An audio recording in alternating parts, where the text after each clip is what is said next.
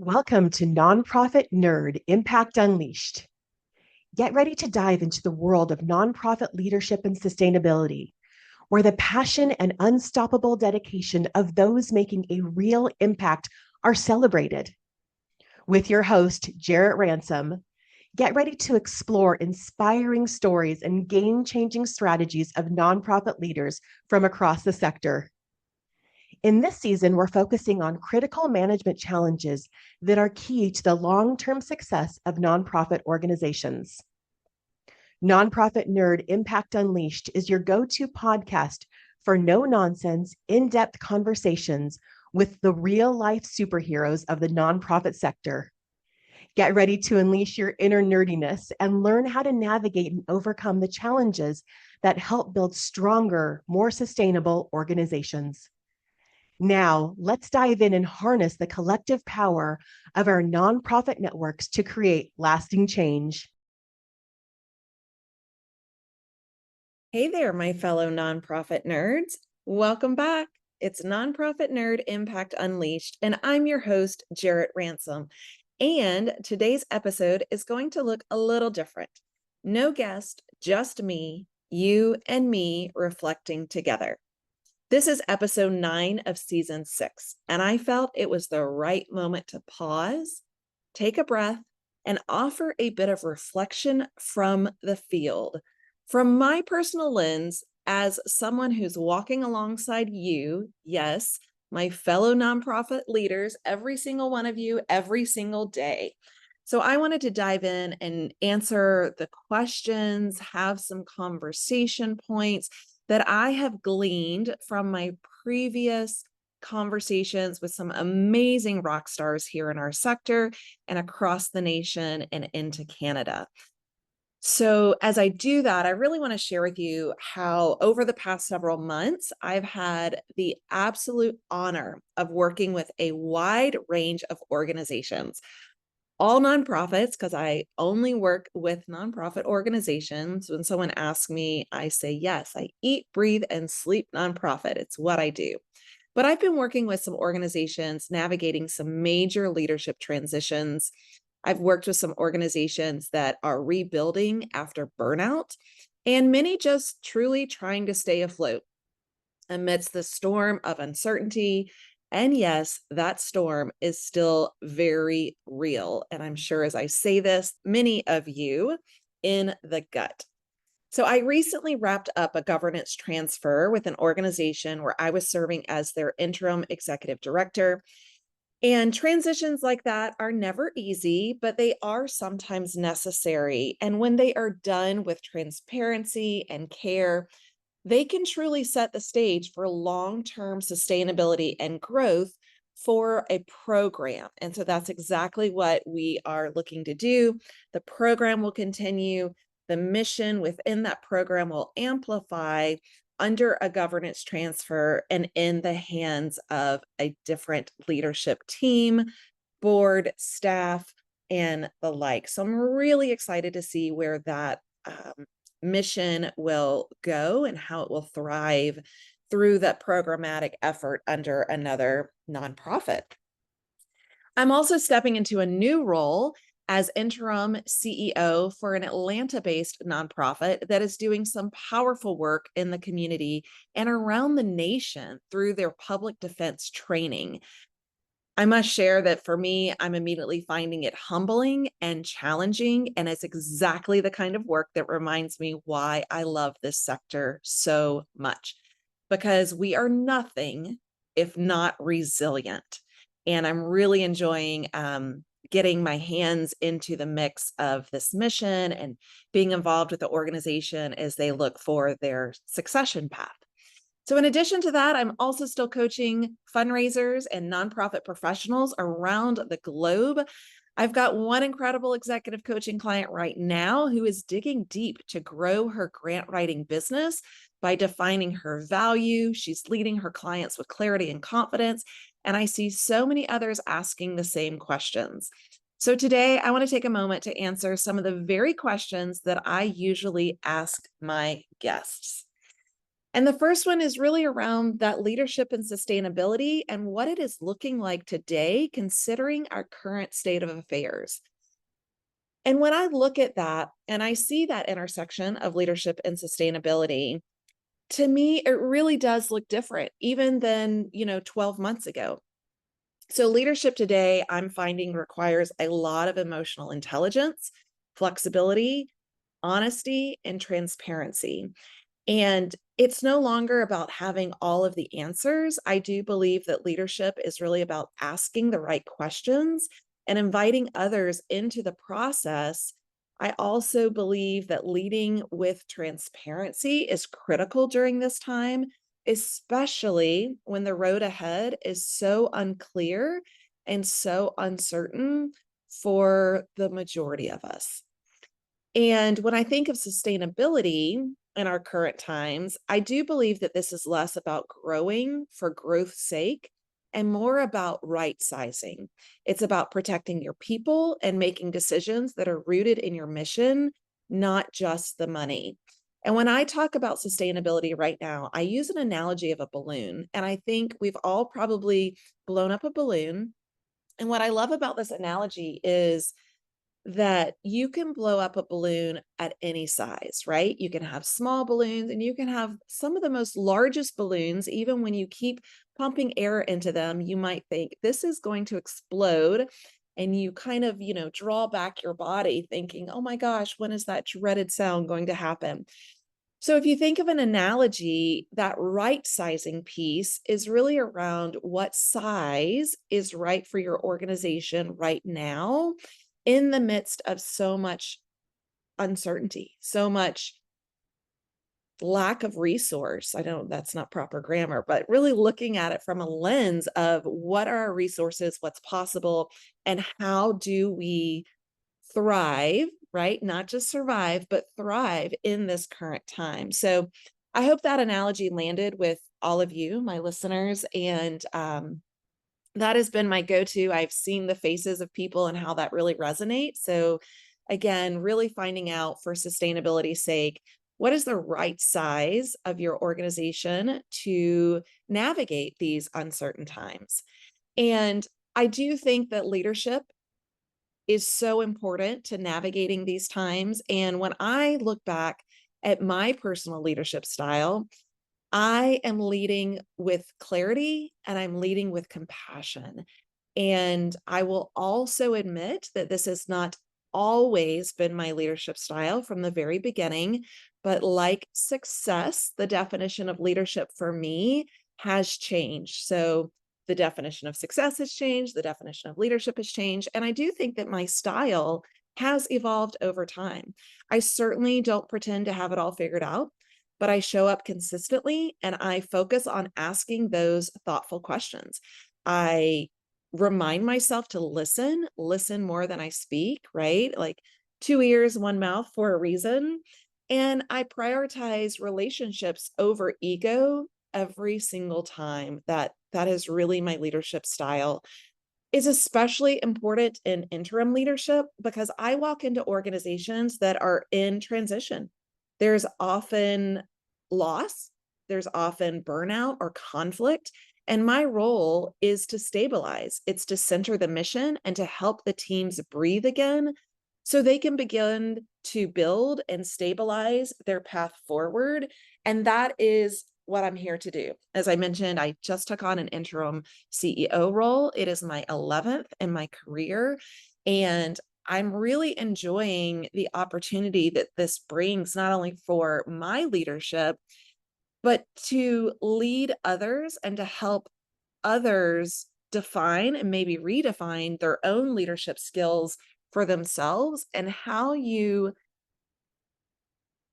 can change. I'm trying to find my word here, but really adapt your leadership style to your team and to the time in which your team is in. And I think that's pretty important. In fact, I just had a conversation with a colleague saying that, the team that they're managing is quite different than what they're used to and requires a little different communication style.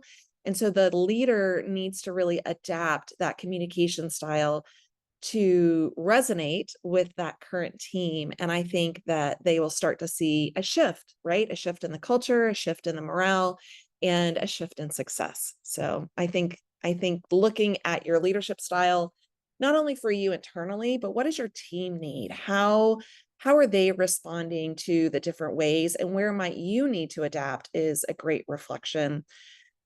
When I think about adapting to the current changing economic and our current social landscape, in my previous interim appointment, the organization, or to say a prior interim appointment, the organization I was working with was navigating the exit of their founder, long-term founder, phenomenal champion in the community. And the board was unsure how to move forward. The staff were exhausted, really small staff, and the donors were starting to ask some tough questions. So we had to reset. We restructured the board expectations. We clarified roles. We rebuilt donor communication cadences with more transparency, timeliness, and transparency as well. We had vulnerable conversations, and I'm talking real ones about capacity, grief, and moving forward. Was it perfect? No, it wasn't perfect. It was honest, however. It was very honest, and that's where I do believe real transformation begins, is that intersection of transparency and honesty. So as I reflect on that, I hear myself saying a lot about adapting, and whether it's adapting our leadership style or adapting, how we're handling these economic times. I also reflect back to a lunch I recently had with a corporate social responsibility professional. And she shared with me that the amount of asks she's receiving right now from previous funded partners and new potential funding partners are astronomical, right? We are seeing the domino effect and the downfall, if you will, of these resources. So whether you're an organization that currently receives federal funding or not, you may or may not have been impacted by that first federal cut.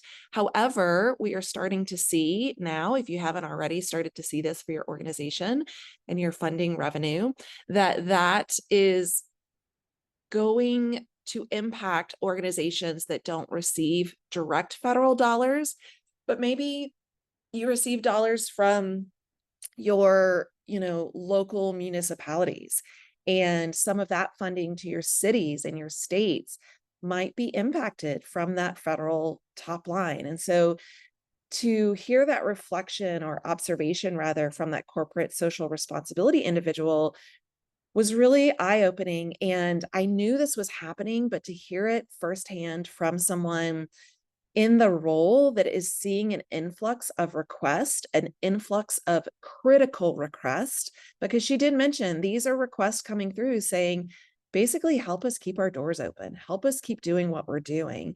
And I know that is likely prevalent across the nation right now. And it's important that we keep that top of mind. And as we think about navigating this time, we do need to have conversations with our partners, including corporate social responsibility partners, other corporate partners, and ask them, what are they seeing?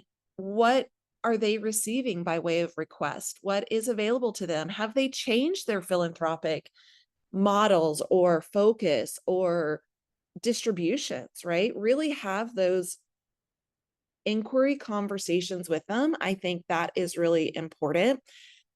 That moves me into balancing our operational efficiency and investing in our people, because I do think that asking these questions are necessary. We can't shy away from difficult conversations right now. And operational efficiency is about investing in our people. It is investing in our mission, and our people deliver our mission. They make up our mission. They strategize our mission. So I work with clients to review their staffing structures when I come in as their interim CEO, executive director, even chief development officer.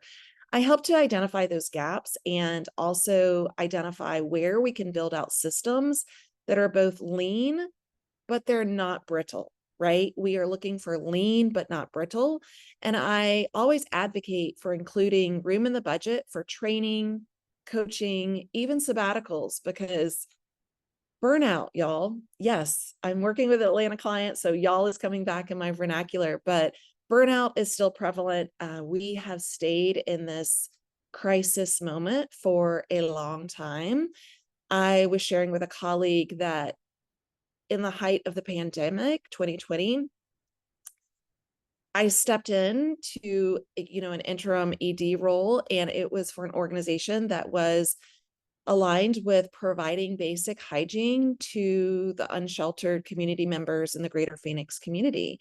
So I felt very much frontline. I felt very much in the eye of the storm, if you will. And I don't believe, looking now as I record July 2025, I really haven't had the time to rest. My body, my mind, my spirit, my energy really has not had the time to rest.